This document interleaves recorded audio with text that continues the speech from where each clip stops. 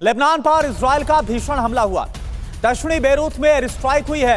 Air strike से फैली है दहशत। एयर स्ट्राइक की गूंज से थर्रा गया बेरूत। ये देखिए आप, लेबनान की राजधानी में एक और बड़ा धमाका।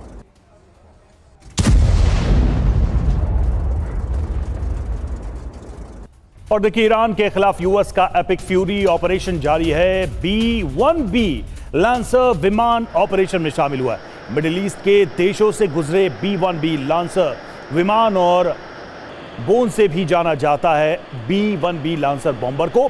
सेंटकॉम के हवाले से यह खबर और तस्वीरें सामने आई।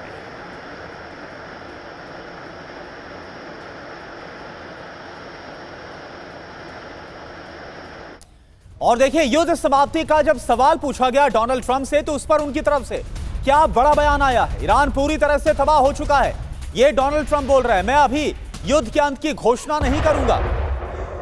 युद्ध से ईरान 10 साल पीछे चला गया है। डोनाल्ड ट्रंप की तरफ से एक बार फिर से यह बड़ा बयान। और ईरान के विदेश मंत्री अब्बास अराक्ची का बड़ा बयान सामने आया है। ईरान ने कभी भी युद्ध विराम की मांग नहीं की। अराक्ची ने कहा है ईरान ने बातचीत की मांग भी नहीं की है। ट्रंप को मानना होगा यह जंग गैर कानूनी है। अराक्ची का बयान। तो ईरान तबाह या अमेरिका परेशान हो रहा है? आखिर क्या जो डोनाल्ड ट्रंप है वो कोई सेफ एग्जिट रूट देख रहे हैं?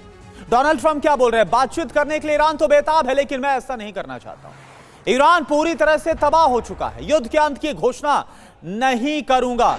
तो डोनाल्ड ट्रंप का बयान क्या है और अब्बास अराक्ची क्या बोल रहे हैं, आप जरा देखिए। डोनाल्ड ट्रंप बोल रहे हैं बातचीत करने के लिए ईरान बेताब है, तो अब्बास अराक्ची का बयान क्या है? ईरान ने कभी युद्ध विराम की तो मांग भी नहीं की, और अभी हमने आपको वो बयान दिखाया और सुनाया भी।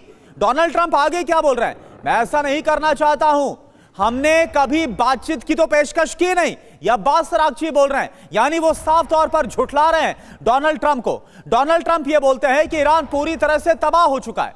तो अब्बास अराक्ची का क्या बयान है? खुद की रक्षा करने के लिए ईरान आज भी पूरी तरह से समर्थ है। डोनाल्ड ट्रंप ने यह कहा अपने बयान में कि युद्ध के अंत की घोषणा मैं करूंगा नहीं। तो अब्बास अराक्ची यानी ईरान की तरफ से क्या कहा गया? इजराइल यूएस पर हम हमला करते रहेंगे, यानी युद्ध का जो अंत है वो तो ईरान खुद भी नहीं कर रहा थी। डोनाल्ड ट्रंप ये बोल रहे हैं कि हॉर्मुज को लेकर दूसरे देशों से मैं बातचीत कर रहा हूं। तो अब्बास अराक्ची का बयान सामने आ रहा है कि युद्ध के न्याय संगत अंत का हम स्वागत करेंगे, यानी वो न्याय संगत की बात बोल रहे हैं। डोनाल्ड ट्रंप ये बोल रहे हैं ईरान में अमेरिका अच्छा कर रहा है। तो अब्बास अराक्ची का बयान, अमेरिका ने जो किया वो दोबारा ना हो, इस बात का भी उनकी तरफ से जिक्र किया गया। डोनाल्ड ट्रंप की तरफ से कहा गया जंग से ईरान 10 साल पीछे चला गया। तो अब्बास अराक्ची का बयान कि ईरान के नुकसान का हर्जाना देना होगा, यह साफ तौर पर कहा गया। संजय भटनागर सर, एक बात मुझे बताइए कि क्या आपको लग रहा है, क्योंकि हर बार हम देख रहे हैं कि डोनाल्ड ट्रंप जब यह बोलते हैं कि ईरान युद्ध हार गया है, अमेरिका युद्ध जीत गया है, तो फिर ईरान और बड़े हमलों को शुरू कर देता है अमेरिकी ठिकानों पर, इजराइल के ऊपर। क्या एक तरह से डोनाल्ड ट्रंप अब खुद एक जल्दबाजी में कि कैसे वाइंड अप किया जाए, कैसे एग्जिट कर दिया जाए, कुछ तो रास्ता निकले? करना बिल्कुल सही ऑब्जर्वेशन है आपकी। ट्रंप काफ़ी फील कर रहे हैं कि प्रेशर उनकी तरफ से ज़्यादा है। जो रिस्पांस वो इनिशियली समझ रहे थे ईरान की तरफ से आएगा, उससे कहीं स्ट्रॉन्ग रिएक्शन आया है। और बार बार वो नए नए तरीके की मिसाइल निकाल के नए नए तरीके के मिसाइल अटैक कर रहे हैं इजराइल पे स्पेशली, और बाकी खाड़ी के देशों पे भी। तो ये एक तरह से एक थोड़ा सा झटका है यूएस के लिए। ऑल्सो यूएस ने एक्सपेक्ट कर रहा है बाकी यूरोप के जो देश हैं वो आगे निकल कर आएँ, और उनकी जो एफर्ट है स्पेशली खाड़ी में जो गल्फ ऑफ हॉर्मुज है उसमें उसको प्रोटेक्ट करने के लिए, लेकिन वो एफर्ट निकल के आ नहीं रही है। स्पेशली जो बड़े कंट्रीज़ हैं यूके वगैरह की तरफ से वो लैकिंग है। जापान ने ऑलरेडी बोल दिया है वो नहीं भेज पाएंगे अपना कोई भी एफर्ट उनकी तरफ से। तो ये एक तरह से अब नाउ देख रहे हैं प्रेसिडेंट ट्रंप कि कैसे रास्ता निकाला जाए इसको बंद करने का, बिकॉज प्रेशर उन पर भी बढ़ रहा है।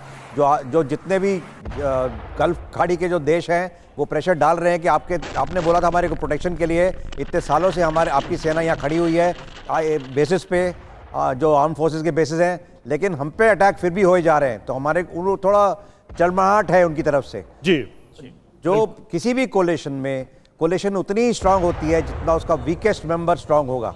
लेकिन वीकेस्ट मेंबर अभी जो जितने भी खाड़ी के देश हैं वो अब हल्ला मचाना शुरू कर रहे हैं। स्पेशली यूएई पे अटैक बहुत ज़्यादा हुए हैं। अगर बिल्कुल सर, ये एक्सपेक्टेड भी था। ईरान को यह पता था कि इन देशों को निशाना बनाने का दबाव जरूर बनेगा इन देशों के साथ साथ अमेरिका पर, और शायद उसका असर भी आने वाले समय में और ज्यादा देखने को मिले अगर ये कंटिन्यू करता है तो।